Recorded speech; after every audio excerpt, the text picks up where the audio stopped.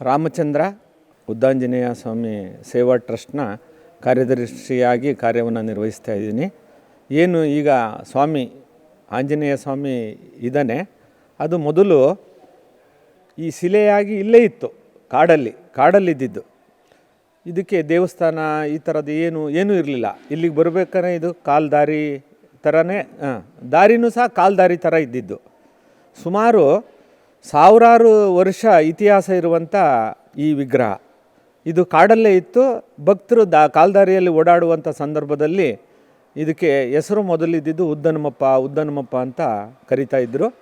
ಕಾಲ್ದಾರಿಯಲ್ಲಿ ಓಡ್ತಾ ಅವರೇ ಬರೋದು, ನಮಸ್ಕಾರ ಮಾಡೋದು. ಕಾಡು ಇಲ್ಲೆಲ್ಲ ಕಾಡೇ ಇದ್ದಿದ್ದು. ಕಾಡೊಳಗೆ ಸಂಧಿಯಲ್ಲಿ ಬಂದು ಜಾಗ ಎಲ್ಲ ಹಿಂಗಿಲ್ಲ ಇರಲಿಲ್ಲ. ಕೆಳಗಡೆ ಬರೋದು, ಆ ವಿಗ್ರಹಕ್ಕೆ ನಮಸ್ಕಾರ ಮಾಡೋದು, ಒಂದೇನಾರು ಅವ್ರು ತಂದಿದ್ದು ಹಣ್ಣು ಕಾಯಿ ಏನಾರು ಇದ್ದರೆ ಅದನ್ನು ಮಾಡ್ಕೊಳೋದು, ಹೋಗೋದು.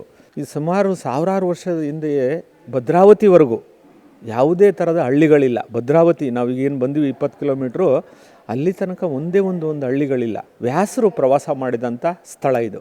ವ್ಯಾಸಮುನಿಗಳು ಆಂಜನೇಯ ಅಂದರೆ ತುಂಬ ಇಷ್ಟ.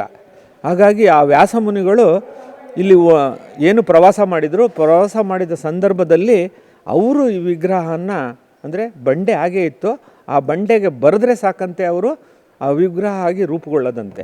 ಹಾಗಾಗಿ ಅಂಥ ಶಕ್ತಿ ಉಳ್ಳಂಥ ವ್ಯಾಸಮುನಿಗಳು ಇದನ್ನು ಕೆತ್ತಿರೋ ಅಂಥ ಜಾಗ ಇದು. ಸನಾತನ ಸಂಸ್ಕೃತಿ, ಹಿಂದೂ ಧರ್ಮ, ಸಂಪೂರ್ಣ ಹಿಂದೂ ಧರ್ಮದ ಕುರಿತಾಗಿ ಧರ್ಮವಾಹಿನಿ ಚಾನಲ್ ವೀಕ್ಷಣೆ ಮಾಡಿ, ಸಬ್ಸ್ಕ್ರೈಬ್ ಮಾಡಿ, ಸಪೋರ್ಟ್ ಮಾಡಿ.